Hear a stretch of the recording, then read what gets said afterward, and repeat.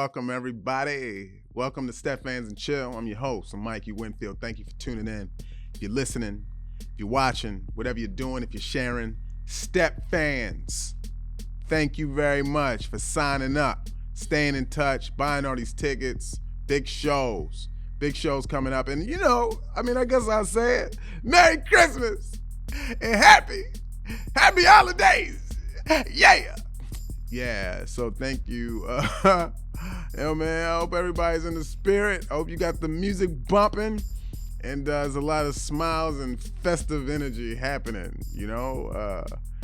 and shouts out to everybody, man. Why not? I hope you a day closer to finding yourself, your true inner self, who you are, who you want to be. Be who you want to be, I suggest to be who you are, but be who you want to be too. Maybe they align up in a way that you never thought you could see. Real quick, you guys, the rumors are not true. All right, there's footage out there that I was drunk at a Christmas party at the Laugh Factory freestyle rapping. Don't believe everything you hear, all right? Moving on. I like the holidays, man. I don't have to say it. They just hit different. They hit different when you young versus when you older. You young, you looking forward to it because you more the recipient. When you get older, you look forward as well because you're more likely to giver. And then you get to see the reactions of people, which is great. Different sides of it, You never thought that you could see yourself in that role, and now here you are. You're in that role, and it's so much positivity going on, man. There's a story out there now going viral about an inmate. Let's say it was on a Zoom or phone call. It was recorded. I know that for a fact. And what the inmate did, man, this is one of the sweetest things I've ever been. Talk about, you guys want a warm and cozy story to just start this dealio off with. This guy, this inmate, he gets his fellow inmates to hop on the call with him and wish his daughter a happy birthday. And just imagine how cool that phone call was. They're like, hey, yeah, I'm in here for murder or whatever, but today I'm not, because it's your birthday. Happy birthday, girl. Hey girl, what's up? Yeah. Back in the day, I embezzled from this company. Just want to give you a little happy birthday. And if you're looking for some money, go down to 26th Street. There's a hole behind the building. Yeah, but don't take it all. I'm going to use it when I get out. I think that's a great story. This man got a good relationship in there where he could just get the homies, the other inmates, hop on the phone. His daughter felt very special that day. She's like, oh, man, Dad's friends. So I thought that was a very warm-hearted story to just jump out with. You never know who your circle's going to be. Can't plan it. You just hang out, man, and you around people, and then things are different, and there we have it, The holidays. But you guys, let's jump into it, man. Sometimes I waste a little bit more time, but today I just want to get into it. I want to get into Mike E. Knows Best. And thank you for, if you're watching, I got on my little smoker's jacket. So I'm feeling very cozy and like I should be on a brochure. I do have something on the table, you guys. I'm considering, let me write it down so I can follow up on it. I never thought about modeling, but it came up, and where my passion lies. It's about telling these jokes, touring on the road, writing some new stuff. But if people want me to model their product, then, yeah, of course. Yeah, I'll consider it, They say it's not the clothes that makes the man, it's the man that makes the clothes. So I guess it's up to you, but I'm not going to tell you who this is until they pay me. Hey.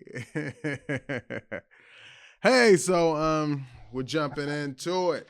Some relationships, man. I know it's the holidays, but this is what we came for. We want to see what people are going through, you know? And she goes, I just found out my husband was seeing prostitutes while I was pregnant. I need help with what to do next. Well, without reading, I can tell you, let this man breathe. You know how hard it is dealing with a pregnant woman? I know you're going through stuff. You got your hormones and your emotions. I get it. But the guy, he has to be so considerate, as he should, and he has to deal with stuff, maybe as he should, but sometimes there's limits. And he needs, someone to care for him too. And that's when you call the prostitutes. Well, did he have sex with the prostitutes, or were they just, giving him words of affirmations? Let's read the story. She's 37. She says she found a packet of condoms in her husband's car 2 days ago, along with empty beer cans because he had an issue with drinking. This man is living his life. Whoa. This man has condoms and beer and left it in the car? That's a sure sign of who you're dealing with. There's about 47 more guys that does the same exact thing. But do they leave the condoms in the car? Nah, stupid. Leaving the beer in the car, that's just a whole nother break in the law. Like, condoms in the car is like ethically breaking the law. Beer cans, that means you just ain't tripping, man. You's like, forget the law. I like PBR. I always got flows. That's what they said. But I wasn't drunk at the Laugh Factory freestyle rapping. When I confronted him, he admitted, after a lot of lying and tying himself up in circles, that over a 5-month period, he contacted to try to meet prostitutes. During that time, I was pregnant with our second child, especially the second one. That's tough because now you got the first one. That's the first kid's already causing all the problems, probably young. Now you got the second one. This guy's like, I need relief. Who's here for me? He hops on the prostitute's line. To add context, we are incredibly happily married. Yes, you are. And how do you think you stay married? From this man going and seeing him some prostitutes. I'm here for it. All right? And have been together 10 years. Why break that up? Seriously, you should have grabbed them condoms out of his car and just threw them out the window. You could have left the beer in there. He's going to need that. But get rid of the evidence. Just act like you never saw it. And stuff will be back to normal. And you just have more insider information about your guy. You know that sometimes he gets loose. Sometimes when you pregnant, he's out in these streets. I mean, how easy do you think you were to deal with during your pregnancy? Huh? You think it was a breeze? You don't think it was go out and seek prostitutes worthy? I don't know. I mean, we always want to throw out the narcissist term.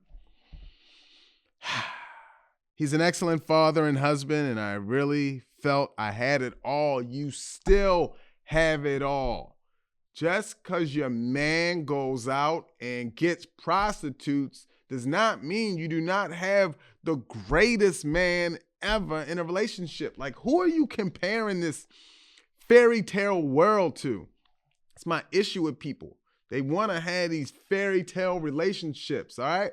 It's never picket fenced up like that. It is to a degree, but there's things you got to overlook. There's things that's just like, it is what it is. At our core, we are humans. And is there a perfect one?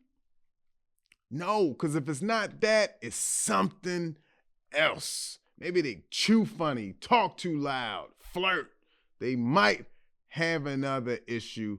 This man happens to seek prostitutes during your pregnancy. All right?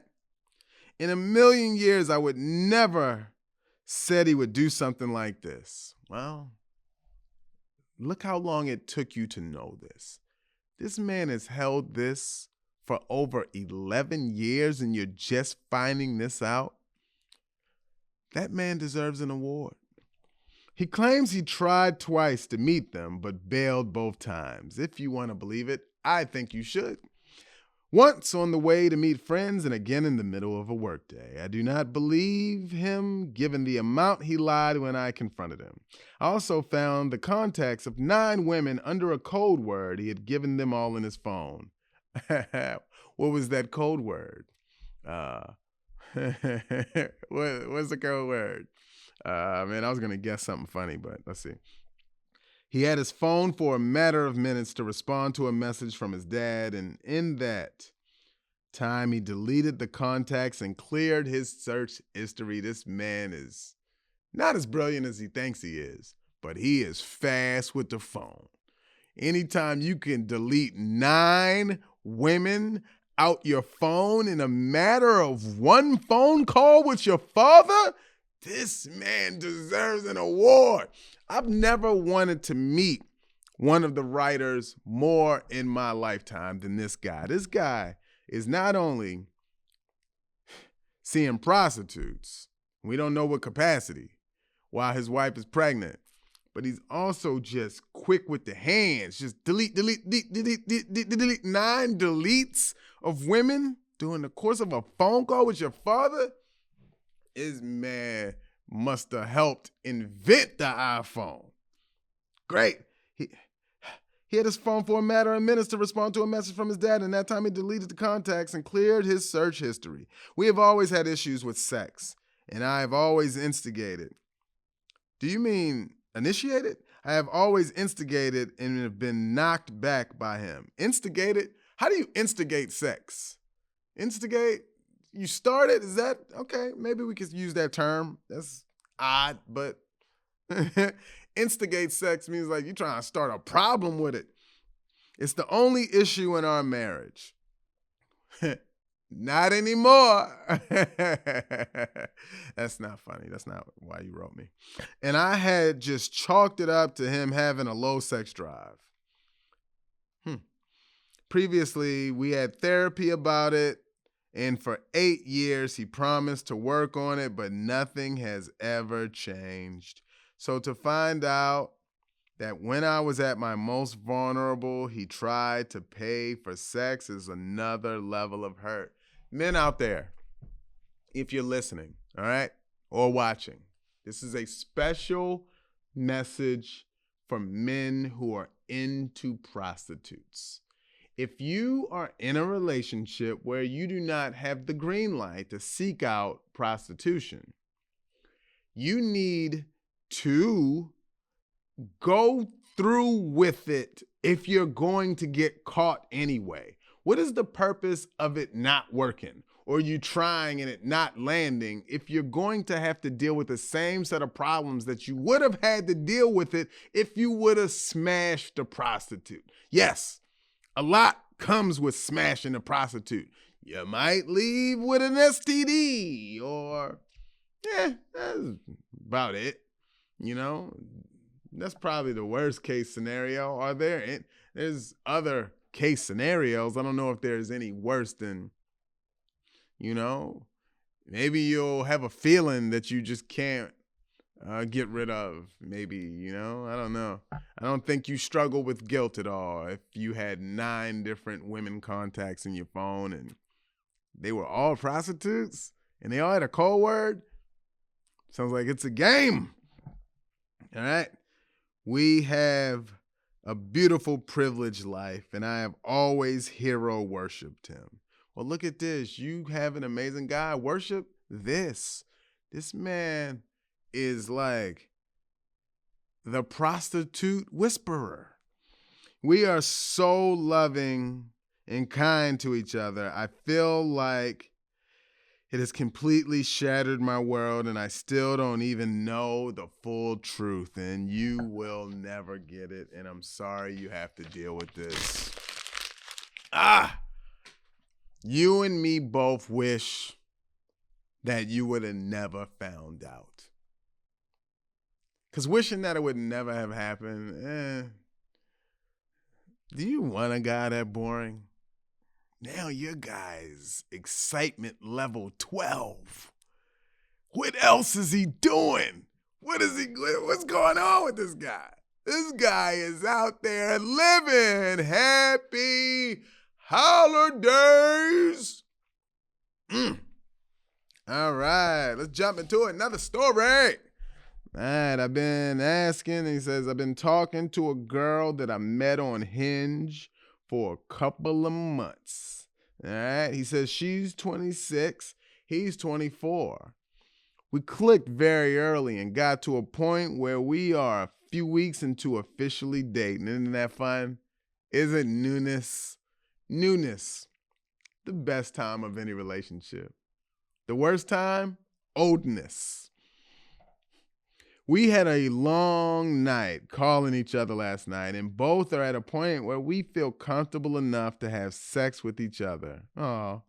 Towards the end of the call, she admits that a couple of months ago, she broke up with her ex-boyfriend. She decided to start talking with a new guy, her rebound, and also still having sex with her boyfriend during the casual relationship. And she told me the rebound had also been sleeping around with other women as well. I see no problems here at all. Please continue. And she told me the rebound had also been sleeping around with other women as well. It really left a bad taste in my mouth, and I'm not sure what I should do about all of this. Why do you have a bad taste? Please share. I'll be completely honest. This is the first person I've dated in years. As I've been prioritizing academics and finishing up med school. How much of a red flag is all of this, and is it best to just end it here? None of this is a red flag. If you have a problem with someone else's sexual history, why don't you just beef up your own med school? Yeah, she broke up with a boyfriend, met a rebound, was smashing them both. I don't see a problem here. Why? Because she's a woman? What is the issue? Because she was having sex with two people at the same time? What is the problem? Because she's yours and you don't think anyone should touch her? That's maturity within yourself. You need to grow up. All right? If it was the other way around and you broke up with your ex and then you started something new and you're just knocking out both in the meantime while you try to figure out life, what is the issue here? There isn't one, all right? It's a part of life. We dwell too much on it and make it negative. People like to screw, all right? Do it while you can. One day, it's not gonna work. And yes, science is evolving like crazy. Like science is going bananas, which is really exciting, man. They making pills and wipes and drinks and things that just make you just sexy, just make you just see the world different, make the lens colors of life enhance. And that's exciting times. All right, we're not done. I know having feelings for an ex lasts a while and having a rebound is pretty common, but I'm a little worried about all of this. You should stop worrying. I've personally never gotten back with my ex or had sex with multiple partners around the same time period before, but I know everyone's situation is different. So because you haven't done it, what she's doing is a red flag? Come on. Man, stop. All right? Just because you haven't done it doesn't make it a red flag. You know, a lot of things you're about to learn about this person. You said you've only been talking for what, a couple of months? There's a lot. There's many other reasons to leave this person. And this is not necessarily one of them. And all those reasons, you're going to learn along the way. And that's the beauty of companionship. The more and more you know about a person, the more you have to dislike about them. And isn't that just exciting? That's why you have to keep it. You got to keep it spicy. You got to keep meeting people. You got to keep introducing new things to your partner. You got to travel. You got to see new things. Get out of your bubble, med school. I appreciate all your feedback. Well, I hope you appreciate this. I think you need to accept this and get out of your head. This is not even red flaggy-ish to me. I don't see it at all. All right, thanks for tuning in to Mikey Knows Best. Yo, I want to give a shout out, man. Who loves their sibling? Who got siblings, man? You just like love them, man. You know, I see so many other cases where people have like, like they haven't spoken to them in years, and there's issues, and people won't get over stuff, and that's unfortunate, especially around the holidays. Well, I want to give a shout out to my brother, man. You know, I feel like we've always had an amazing relationship. You know, we've always had like, it's just always been this thing. It's just,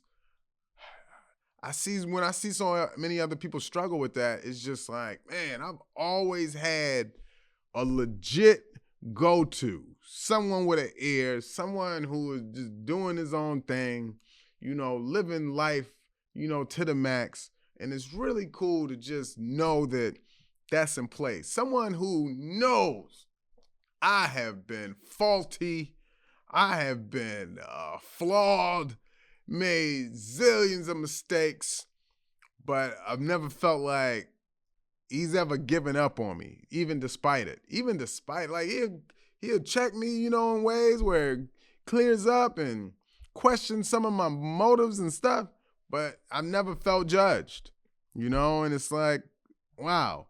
Things you never even consider. And it's good that if you have that in your life, just appreciate it all.